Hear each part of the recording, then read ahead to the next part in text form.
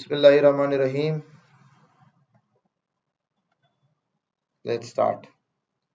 তো এখানের মধ্যে একটা কার্নো সাইকেল দিছে তোমাকে। কি দিছে? একটা কার্নো সাইকেল দিছে। তো কার্নো সাইকেলটা মূলত কেমন হয়?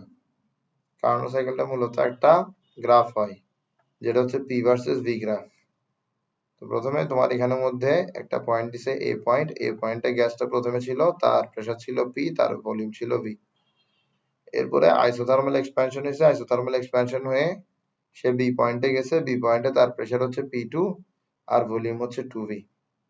এরপরে সে আবার এক্সপ্যানশন হয়ে সি পয়েন্টে গেছে, সি পয়েন্টে সে আবার এক্সপ্যানশন হয়ে গেছে, সি পয়েন্টে তার প্রেসার হচ্ছে পি3 আর তার ভলিউম হচ্ছে ভি। ঠিক আছে? এবার দেখো, এবার সে কন্ট্রাক্ট করবে, কন্ট্রাক্ট করে ডি পয়েন্টে যাবে। এই যে ডি পয়েন্টে গেছে, এই ডি পয়েন্টে তার প্রেসার হচ্ছে পি4 আর তার ভলিউম হচ্ছে 2v। তার ভলিউম হচ্ছে কত? তার ভলিউম হচ্ছে 2v। ওকে,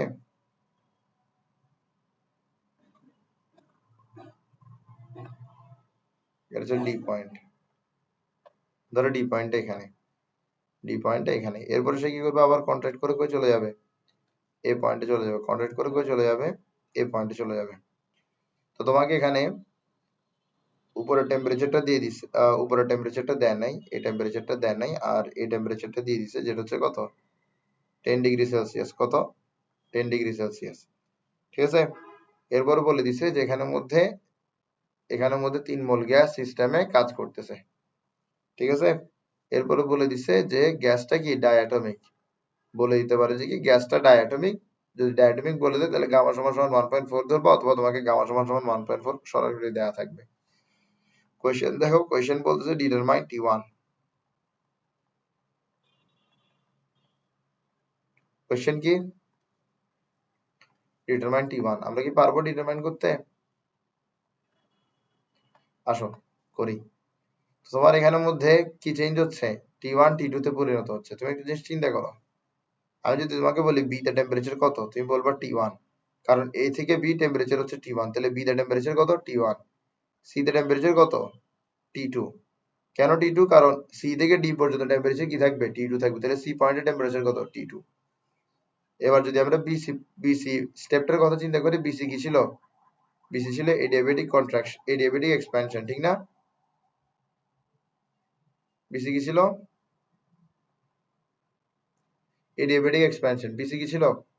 এডিয়াবেটিক এক্সপ্যানশন। এডিয়াবেটিক এক্সপ্যানশনের জন্য আমরা তিনটা সম্পর্ক দেখছিলাম। একটা ছিল প্রেসার ভলিউমের, PF to the power gamma সমান সমান PI to the power gamma.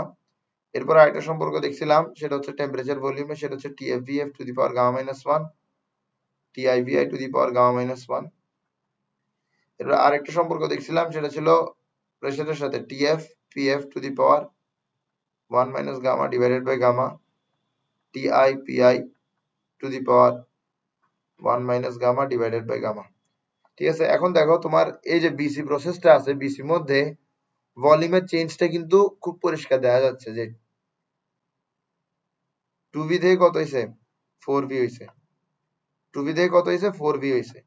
ভলিউমের চেঞ্জটা কি খুব পরিষ্কার দেখা যাচ্ছে, ঠিক না? প্রেসার কি বুঝতেছো যে কি পরিমাণ প্রেসার চেঞ্জ হয়েছে? ওই প্রেসারের চেঞ্জটা কিন্তু আমরা বুঝতেছি না, কিন্তু ভলিউমের চেঞ্জটা বুঝতে পারতেছি, যেখানে 2v থেকে কত হয়েছে? 4v হয়েছে। তাহলে টেম্পারেচার আর ভলিউমের যদি আমরা সম্পর্কটা নিই, তাহলে আমরা এই সম্পর্ক দিয়ে কাজ করতে পারি।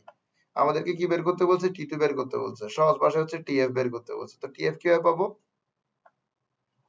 TF কিভাবে পাবো?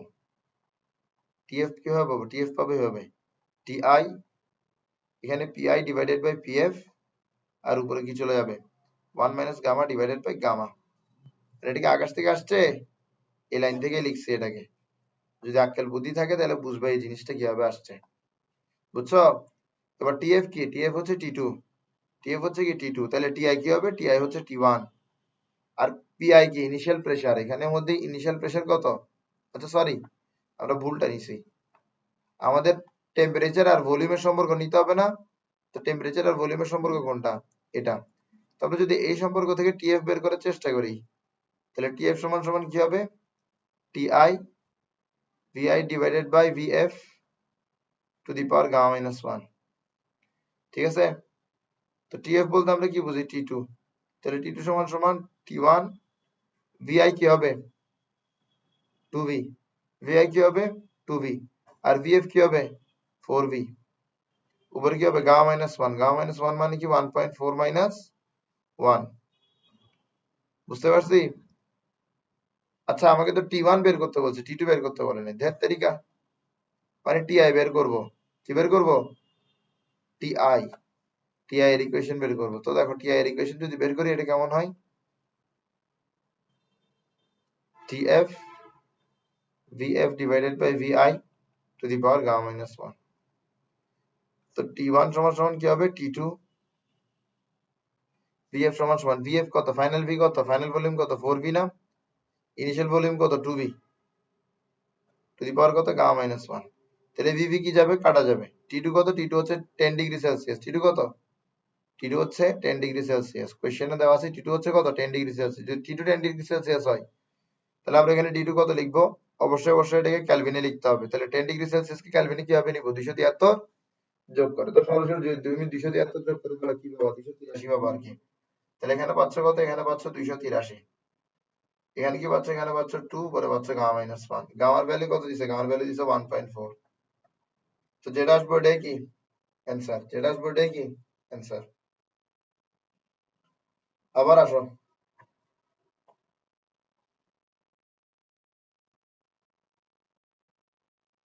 তো একটা কার্ণ চক্র দিছে।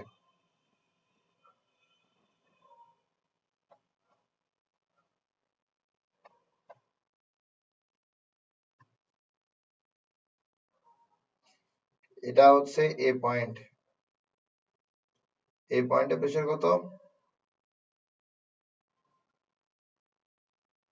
আচ্ছা এটা সেম সেম কোশ্চেনই, জাস্ট ডি ডি লিখবো আমরা এখন, ডি। ঠিক আছে, তো সি শেষ, এখন আমরা বলবো হচ্ছে ডি। সি নাম্বার কোশ্চেন শেষ, এবার ডি বলবো আমরা। তো ডি দেখি বলা হয়েছে, দেখো ডি তো বলা হয়েছে এ বি, হ্যাঁ ডি তো বলছে ডিটারমাইন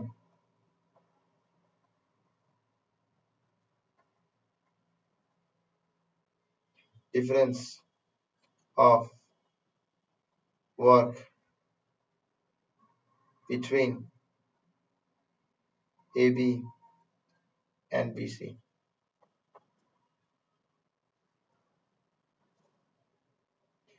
এবি আর বিসির মধ্যে যে ওয়ার্কের কাজের পার্থক্যটা আছে, এবি পথে যে কাজ হয়েছে আর বিসি পথে যে কাজ হয়েছে, এই দুইটা কাজের পার্থক্যটা আমাদের কাছে বের করতে হবে। তাহলে আমরা এবি এবি এবি তে কি কাজ হয়েছে ওটা লিখি আগে। এবি হচ্ছে কি আইসোথার্মাল এক্সপ্যানশন। তো আইসোথার্মাল প্রসেসের জন্য কাজ কি? N R T L N V F by V I. তো এই ক্ষেত্রে এন কত? 3 মোল। আর কি হবে? 8.314। টেম্পারেচার কত? T1 কত টেম্পারেচার? এবির মধ্যে টেম্পারেচার কত? T1 না? তাহলে এখানে কি বসবে? T1 বসবে। তো T1 টেম্পারেচারটা কত? কিছুক্ষণ আগে বের করছিল, T1 কত ছিল? আচ্ছা T1 টা আলটিমেটলি তোমার এখানে বের করতেই হবে। ঠিক আছে, T1 টা আমরা বের করি। তো বের কি আছে? 1.4 minus 1 to the power answer into 283। তাহলে 373.42, 373.42 কেলভিন। তাহলে T1 কি ছিল? 373, 373.42 কেলভিন। এটা হচ্ছে ln vf by vi। vf কি? শেষ আয়তন, শেষ ভলিউম। শেষ ভলিউম কত? 2v। আর vi কি? Initial volume. ইনিশিয়াল ভলিউম কত? v। তাহলে আলটিমেটলি এখানে কি থাকতেছে? 3 into 8.314, 3.7342, এরপর হচ্ছে ln 2। যেটা আসবে সেটাই কি ab এর ওয়ার্ক ডান। তো ab এর ওয়ার্ক ডান কত আসছে সেটা আমরা ক্যালকুলেটর ইউজ করে দেখি। প্রথমে আমরা করব কি ln 2, তার সাথে কি গুণ করব? 373.42, তার সাথে কি গুণ করব? 8.314, তার সাথে কি গুণ করব? 3 গুণ করব, আর সাথে কত? 6455.86, 6455.86 জুল। তাহলে আসলে এবি, এবি কার্ভের মধ্যে ওয়ার্ক ডান। এবার যদি আমরা কোন কার্ভে ওয়ার্ক ডান বের করি? বিসি কার্ভে ওয়ার্ক ডান বের করি, তাহলে কিভাবে আমরা বিসি কার্ভে ওয়ার্ক ডান। বিসি কার্ভ কি? Adiabatic expansion. বিসি কার্ভ কি? Adiabatic expansion. এবার এডিয়াবেটিক এক্সপেনশনের মধ্যে এডিয়াবেটিক প্রসেসে ওয়ার্ক ডান কত হয়? NR TF minus TI divided by 1 minus gamma. Very good. এখানে n কত? 3 মোল বলা হয়েছে। আর কত? 8.314। আর TF কত? শেষ তাপমাত্রা কত? শেষ তাপমাত্রা হচ্ছে T2, যেটা হচ্ছে কত? 10 কেলভিন, মানে 383 কেলভিন। সরি 10 ডিগ্রি সেলসিয়াস, তার মানে 383 কেলভিন। আর ইনিশিয়াল টেম্পারেচার কত? ইনিশিয়াল টেম্পারেচার আমরা বের করছিলাম, ইনিশিয়াল টেম্পারেচার আসছিল 373.42। 373.42। আবার নিচে কি বসবে? 1 মাইনাস গামা, 1 মাইনাস 1.4। দেখো তো কি আসে এখানে? 383 minus 373.1442 into 8.314 into 3 divided by 0.4 কত আসতেছে? 597.3609। 597.3609। এবার তুমি কি করবা? এই দুটোর মধ্যে সাবট্রাক্ট করবে, এরপরে ডিফারেন্স পেয়ে যাবা।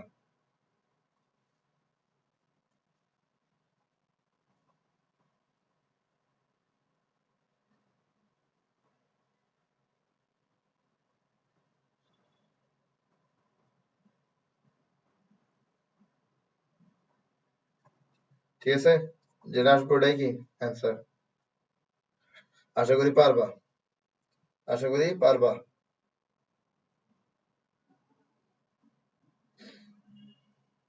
এবার আমরা আরেকটা কার্নো ইঞ্জিন আঁকবো।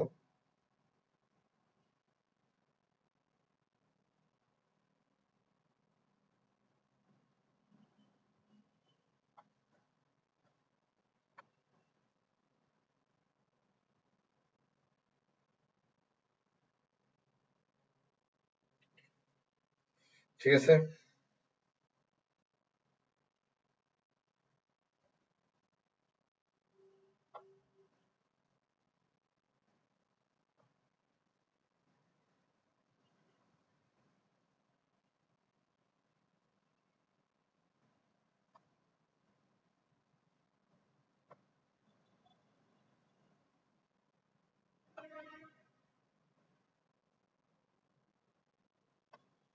ওকে, আসো। এখানের মধ্যে যে এখানে টেম্পারেচারটা কত দেওয়া আছে? 37 ডিগ্রি সেলসিয়াস।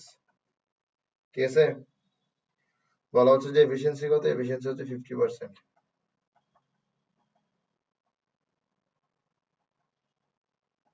এফিসিয়েন্সি কত? এফিসিয়েন্সি হচ্ছে 50%।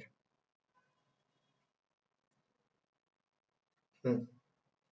আর এখানে যে টেম্পারেচারটা আছে সেটা হচ্ছে সোর্সের টেম্পারেচার, কারেক্ট? এই টেম্পারেচারটা দেওয়া নাই। তো বলা হচ্ছে কোশ্চেনে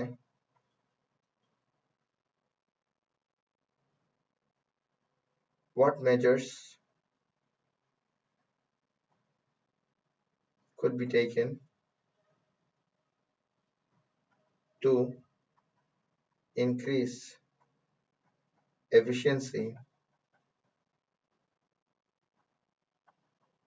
up to 60%।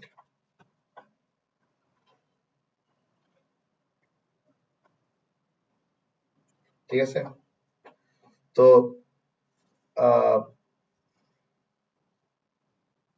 বা কোশ্চেনটা এরকম আসছে।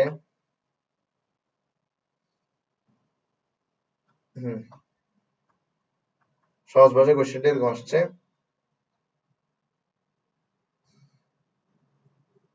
what has to be the temperature of source for the efficiency to be 60%। Efficiency 60% হওয়ার জন্য সোর্সের টেম্পারেচার কত হইতে হবে? তার মানে T1 বের করতে বলছে। কি বের করতে বলছে? T1 বের করতে বলছে। ঠিক আছে? T1 বের করতে বলছে। আচ্ছা, আমরা এফিসিয়েন্সি ফর্মুলা জানি। কার্নো ইঞ্জিন কি একটা রিভার্সিবল ইঞ্জিন না? তাই বলে তার এর জন্য এফিসিয়েন্সি ফর্মুলা কি? 1 minus T2 divided by T1 into 100, এটাই তো, ঠিক না? এবার 60% এফিসিয়েন্সির জন্য আমাদের এখানে T1 কত হবে এটাই বের করতে হবে। T1 মানে সোর্স, T2 মানে কি সিঙ্ক।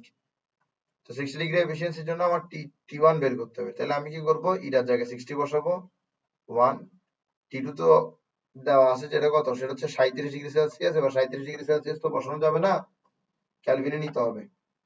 37 কে ক্যালভিনে নিলে কিভাবে নিবা? 37 কে ক্যালভিনে নিবে খুব সহজ হবে, 37 এর সাথে 273 যোগ করে দিবে, এটা ক্যালভিনে চলে যাবে। কত আসে? 310 আসে। আর নিচে কি T1 কি সোর্সের টেম্পারেচার, এটাই আমরা বের করব। তো এটাকে আমরা অজানা রাখলাম। এর যদি 100টাকে যদি এদিকে পাঠাতে তাহলে এটা 0.6 হয়ে যাবে। এখানে থাকবে 1 minus 310 divided by T1, ঠিক আছে? এবার দেখো 310 divided by T1, 1 minus 0.6, তাহলে 310 এখানে কত আসবে, 0.4 into T1, তারপর কি আসতেছে, T1 সমান সমান কি 310 divided by 0.4,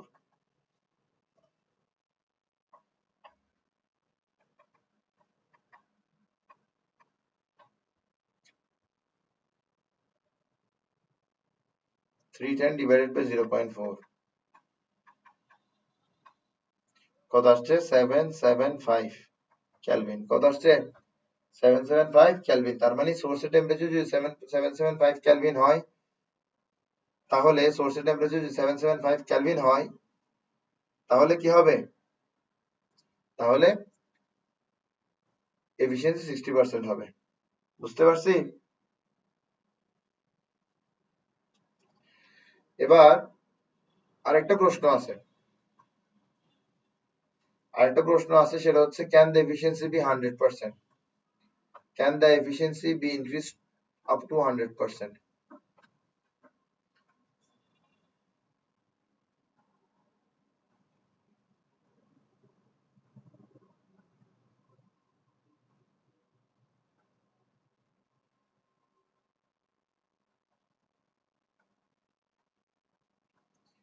তো কোন একটা ইঞ্জিনের এফিসিয়েন্সি কি 100% হইতে পারবে? কখনো কোনো কিছুকে তুমি যেটা দিবা ওইটা সেম আউটপুট পাবা? পাবা না তো, ঠিক না? পাবা না। কোনো কিছুতে তুমি যে পরিমাণ ইনপুট দিবে এটা লাইফেও অ্যাপ্লিকেবল। তুমি কোনো মানুষের উপর হোক, কোনো কিছুর উপর হোক, তুমি যে পরিমাণ এফর্ট দিবা, তোমার আউটপুটটা সে এফর্টের সমান হবে না। তুমি পড়ালেখায় অনেক চেষ্টা করছো, অনেক পড়ছো, তুমি পড়ছো বলে, তুমি সর্বোচ্চ পড়ছো বলে তোমার রেজাল্ট সর্বোচ্চ হবে এমন না, ঠিক না? তো তোমার আউটপুটটা ইনপুটের রেসপেক্টে কি হবে, কম হবে সব সময়। এই কারণে এফিসিয়েন্সি কখনো 100% হবে না। তো এখন এটা তোমার কাছে ম্যাথমেটিক্যালি বুঝাইতে হবে। তো দেখো 1 minus T2 divided by T1 into 100, তো এটা কখন 100% হবে, যখন এই পুরোটার ভ্যালু 1 হবে। এই পুরোটার ভ্যালু 1 কখন হবে, যখন T2 divided by T1 0 হবে।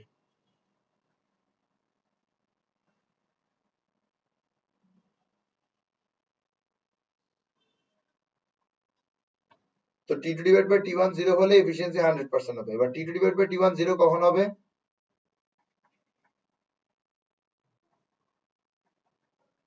কখন হবে 0, যখন T1 কি,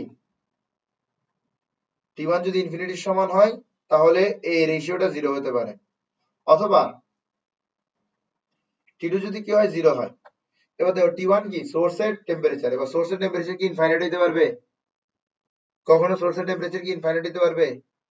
কয়েকটা ইঞ্জিন বানিয়েছে, তার সোর্সের টেম্পারেচার তুমি ইনফাইনাইট করে দিছো, এটা তো পুরো কিছু সবকিছু দুনিয়াদারি জ্বলাই ফেলবে। ইনফাইনাইট টেম্পারেচার মানে কি অনেক অনেক অনেক বেশি টেম্পারেচার। আর সিঙ্গেল টেম্পারেচার কি কখনো 0 হতে পারবে? সিঙ্গেল টেম্পারেচার কি কখনো 0 হতে পারবে? পারবে না তো, ঠিক আছে? তো এই কারণে কি না, এই কারণে এটা অ্যাচিভেবল না, এটা অ্যাচিভেবল না। এটা তো 0 বলতে 0 কেলভিন বোঝাচ্ছে আর কি। সিঙ্গেল টেম্পারেচার কখনো 0 কেলভিন হইতে পারে না। 0 কেলভিন মানে কি -273.16 কেলভিন, সরি 16 ডিগ্রি সেলসিয়াস। আমাদের যেগুলো কোল্ড কান্ট্রিজ আছে, কানাডা, এখানের মধ্যেও তোমার কত হয় -1 ডিগ্রি সেলসিয়াস 2 ডিগ্রি সেলসিয়াস হয়। তো -273.16 ডিগ্রি সেলসিয়াস বুঝো কত ঠান্ডা, এত ঠান্ডা, এত এই টেম্পারেচার কি অ্যাচিভেবল? এই টেম্পারেচার অ্যাচিভেবল না। তো সোর্সের ইনফাইনাইট টেম্পারেচার অ্যাচিভেবল না, সিঙ্কের 0 কেলভিনে অ্যাচিভেবল না। এই কারণে এফিশিয়েন্সি কখনো কি হইতে পারবে না, 100% হইতে পারবে না।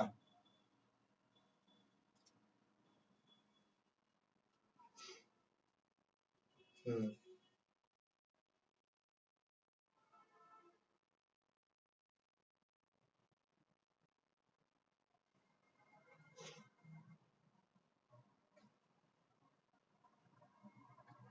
আরেকটা কোশ্চেন লিখো।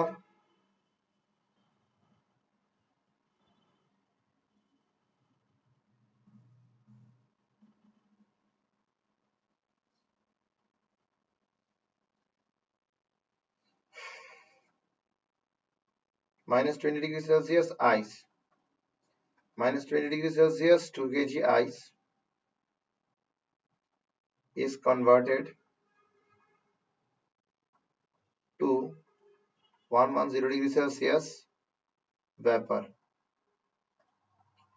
Determine entropy.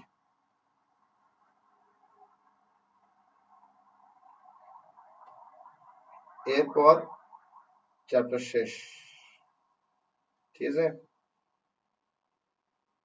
এই ছোট একটা প্রশ্ন দিয়ে চ্যাপ্টার শেষ।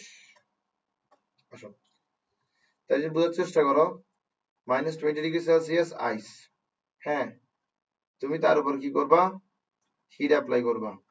তুমি যদি তার উপর হিট অ্যাপ্লাই করো, তার টেম্পারেচার বাড়বে, বাড়ে কতটুকু বাড়বে, 0 ডিগ্রি সেলসিয়াস পর্যন্ত বাড়বে। এরপর তুমি তার উপর হিট দিবা আবার, এক্ষেত্রে আইস কি হবে, পানিতে পরিণত হবে। কিন্তু এক্ষেত্রে আর টেম্পারেচার কি হবে না, পরিবর্তন হবে না। দেখো তোমার এখানের মধ্যে কি হয়েছে, টেম্পারেচার বাড়ছে, টেম্পারেচার বাড়ছে কিন্তু ফিজিক্যাল স্টেট সেম থাকছে, মানে আইস আইস থেকে গেছে। এই জায়গায় দেখো আইস ওয়াটারে পরিবর্তন হয়েছে, তার মানে কি ফিজিক্যাল স্টেট চেঞ্জ হয়েছে কিন্তু টেম্পারেচার সেম রয়ে গেছে। তো টেম্পারেচার চেঞ্জ হলে ফিজিক্যাল স্টেট সেম থাকে, ফিজিক্যাল স্টেট চেঞ্জ হলে টেম্পারেচার সেম থাকে। টেম্পারেচার চেঞ্জ হলে ফিজিক্যাল স্টেট সেম থাকবে, ফিজিক্যাল স্টেট চেঞ্জ হলে টেম্পারেচার চেঞ্জ হবে। তার মানে ইদার টেম্পারেচার চেঞ্জ হবে না হয় ফিজিক্যাল স্টেট চেঞ্জ হবে। যদি টেম্পারেচার চেঞ্জ হয় ফিজিক্যাল স্টেট চেঞ্জ হবে না, যদি ফিজিক্যাল স্টেট চেঞ্জ হয় তাহলে টেম্পারেচার চেঞ্জ হবে না। বুঝছো বিষয়টা?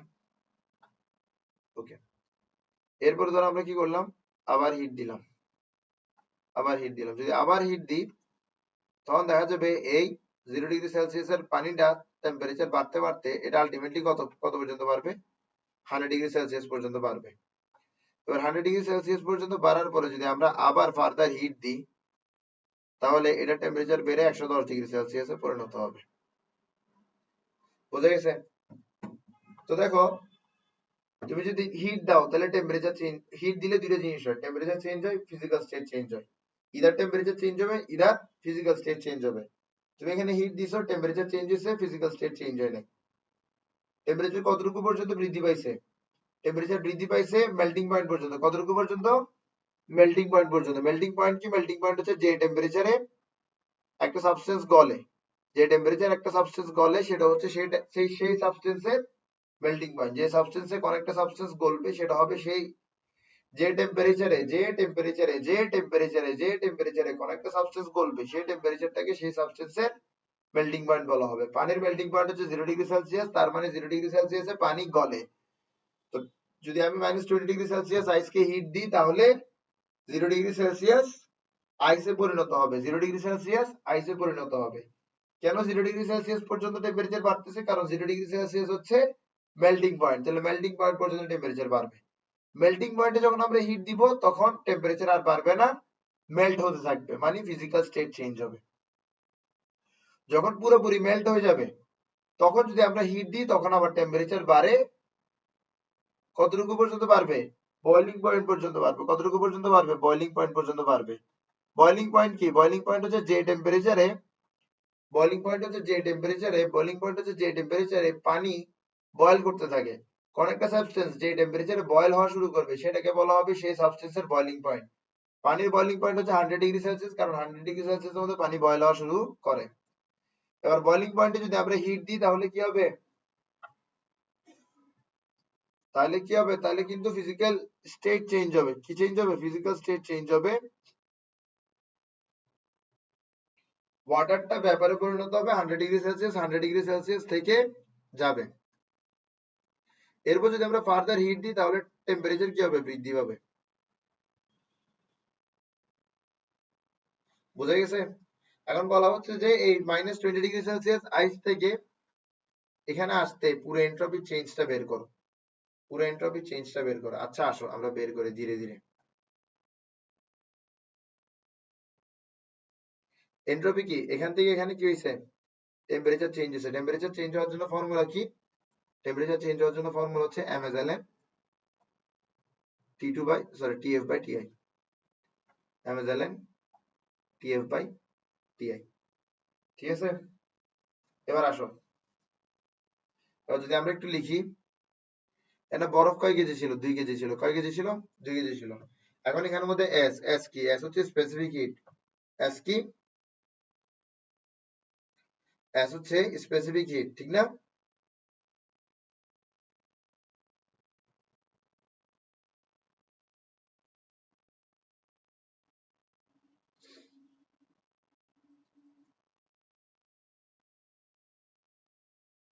এটা কিসের স্পেসিফিক হিট হবে?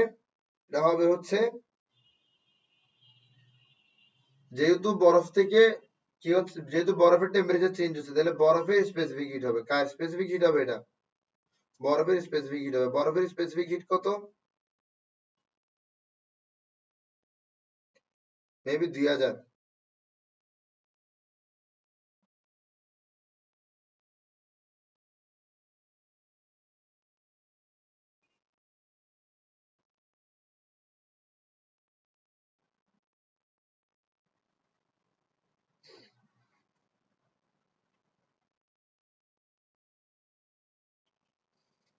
বরফেরটা হচ্ছে 2100। এস এর ভ্যালু বসাইছি। এরপর LN TF by TI. TF কত? টিএফ হচ্ছে 0°C, যেটাকে আমরা ক্যালভিনে নিলে কত হবে? 273 ক্যালভিন। আর টিআই কি? টিআই হচ্ছে -20°C। এবার -20°C কে যদি আমরা ক্যালভিনে নিই সেটা কি হবে? 273 -20 কত হচ্ছে? এটা 253। কত হচ্ছে? 253। যেটা আসবে সেটাই কি? ডেল এস ওয়ান, মানে এই ধাপের এন্ট্রপি। এবার আমরা ডেল এস টু বের করবো। 0°C আইস থেকে 0°C ওয়াটারে পরিণত হবে, ডেল এস টু বের করবো। Del S two. তো এখানে কি হচ্ছে? মেল্ট হচ্ছে। মেল্টের জন্য কি পরিমাণ হিট দরকার? এমএলএফ পরিমাণ হিট দরকার। কোন টেম্পারেচারে দরকার? ফিউশন টেম্পারেচার বা মেল্টিং পয়েন্টে দরকার। এম কত? 2 কেজি। এবার পানির ল্যাটেন্ট হিট অফ ফিউশন কত?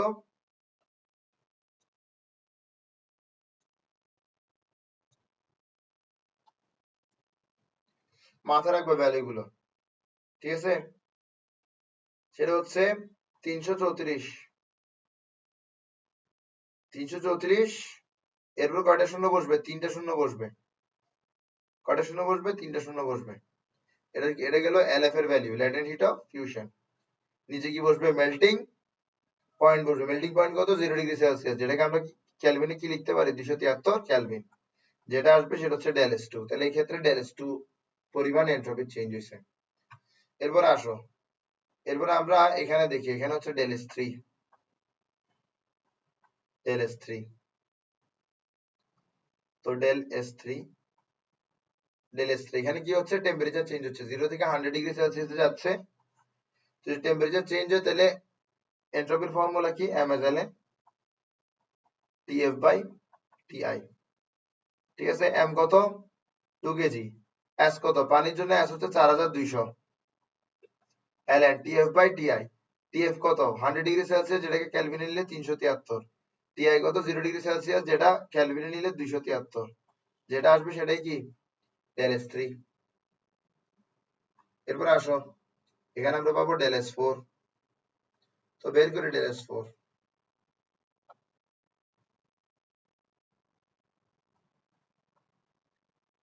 এখানে কি হচ্ছে? টেম্পারেচার চেঞ্জ হচ্ছে, ঠিক না? সরি টেম্পারেচার না, ফিজিক্যাল স্টেট চেঞ্জ হচ্ছে। তাহলে এখানে কি হবে? বয়লিং হচ্ছে। তাহলে MLV into sorry MLV divided by T. MLV divided by টি।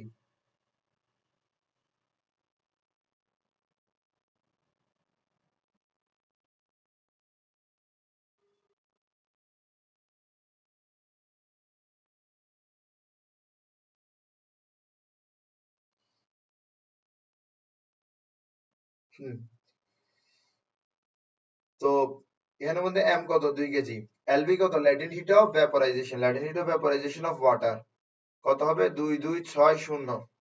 এরপরে কি 3টা শূন্য, এরপর হচ্ছে টেম্পারেচার, বয়লিং পয়েন্ট কত 100 ডিগ্রি সেলসিয়াস, ঠিক না? 100 ডিগ্রি সেলসিয়াস কে যদি কেলভিনে লিখি কত হবে 373, যেটা আসবে সেটা হচ্ছে ডেল এস 4। এরপরে আমরা এখানে বের করবো ডেল এস 5। এখানে কি হচ্ছে টেম্পারেচার চেঞ্জ হচ্ছে, ঠিক না? ঠিক আছে না? তাহলে M S L N T2 by T1, তাহলে এম কত 2, এস কত, এটা কি ব্যাপারের জন্য না? ব্যাপারের জন্য কত হয়? ব্যাপারের জন্য 2000 হয়। ব্যাপারের জন্য এস এর মান কত? ব্যাপারের জন্য এস এর মান হচ্ছে 2000। টিএফ বাই টিআই, টিএফ কত 110, এটাকে যদি ক্যালভিনে নিই তাহলে কত হবে 373, 383, আর নিচে কত, নিচে হচ্ছে 373, যেটা আসবে সেটা হচ্ছে ডেল এস 5। তাহলে আমরা কি করতে পারি? টোটাল চেঞ্জ অফ এন্ট্রপি বের করতে পারি। কিভাবে বের করতে পারবো? Del S 1 plus del S 2 plus del S 3 plus del S 4 plus del S 5, এভাবে বের করতে পারবো। পারবো না? যা যা আসছে তা তা যোগ করে দিবা, যেটা আসবে ওটাই কি হবে? অ্যান্সার হবে। জাস্ট এখানের মধ্যে কয়েকটা জিনিস লিখে দিই যা তোমার দরকার, এগুলো আগে লিখলে আরো ভালো হইতো। যেমন ধরো হচ্ছে যে স্পেসিফিক হিট, এটা আগেও বুঝাইছি। পানির জন্য স্পেসিফিক হিট কত? 4200 জুল পার কেজি। এরপরে বরফের জন্য কত? 2100 জুল পার কেজি। ভ্যাপারের জন্য কত? 2000 joule per KG specific hit. Specific hit গেল, এ হচ্ছে latent heat of fusion.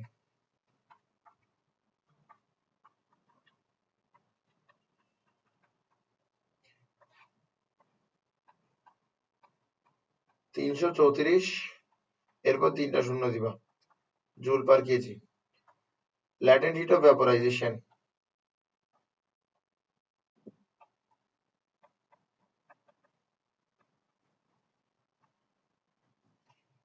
Latent heat of vaporisation কি হবে? 2260, এরপর 3টা শূন্য। ঠিক আছে? আজকে যা যা করছি সবকিছু বুঝছি।